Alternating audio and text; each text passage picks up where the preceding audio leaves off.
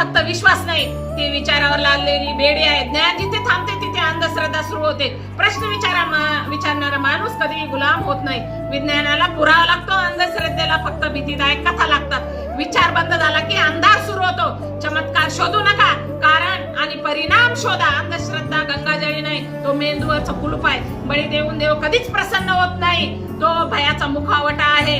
झाडू फुंकेपेक्षा उपचार, कुंडलीपेक्षा परिश्रम जास्त परिणामकारक आहे. तावीज, यांत्रिक यांच्यावर विश्वास ठेवू नका.